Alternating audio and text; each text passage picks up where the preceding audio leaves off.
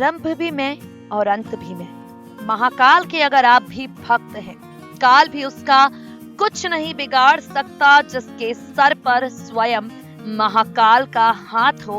अगर आप भी इस कथन पर भरोसा करते हैं तो ये जानने की इच्छा आपके मन में भी हमेशा आती होगी कि आखिर शिवलिंग का आरंभ कहां से हुआ, शिवलिंग की उत्पत्ति कहां से हुई। तो आज शिवलिंग के प्रारंभ से जुड़ी कुछ बातें अपनी इस खास रिपोर्ट के जरिए हम आपको बताने जा रहे हैं। कई पौराणिक ग्रंथों में छपे लेखों की माने तो इस ब्रह्मांड की रचना जब सृष्टि के तौर पर नहीं हुई थी, तब ये पृथ्वी एक ऐसी शक्ति मानी जा रही थी। तब इस पृथ्वी को एक ऐसी शक्ति के तौर पर देखा जा रहा था जिसका कोई अंत ना हो। कुछ समय पश्चात जब सृष्टि की रचना हुई तो सबसे पहले इस पर कदम रखा भगवान विष्णु ने, और कहा जाता है उनकी नाभि से जन्म लिया भगवान ब्रह्मा ने।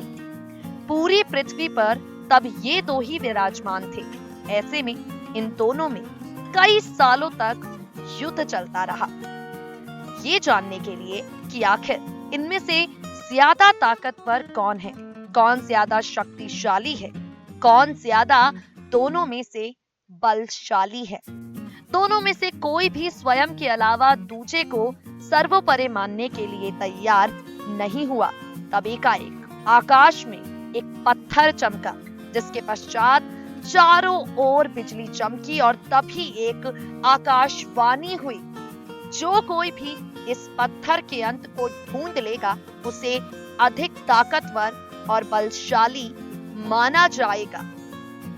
गौर हो कि ये पत्थर ही शिवलिंग था।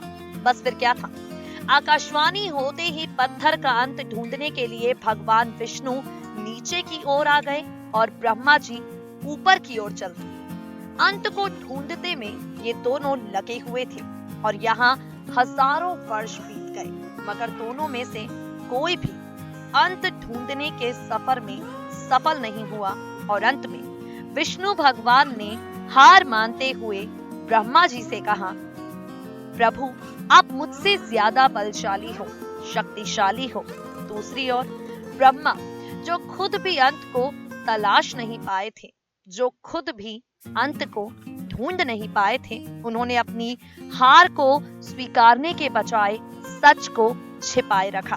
तभी एक बार फिर चारों ओर आकाश में बिजली चमकी और एक दफा फिर आकाशवाणी हुई। आवाज आई, मैं ही शिवलिंग हूँ, ना तो मेरा कोई अंत है और ना ही आरंभ। आवाज आने के पश्चात इसी शिवलिंग से शिवजी निकलकर सामने प्रकट हुए, जिसके बाद विष्णु को सच बोलने के बदले वरदान मिला, तो वहीं दूसरी तरफ झूठ बोलने के लिए ब्रह्मा जी को श्राप दिया गया।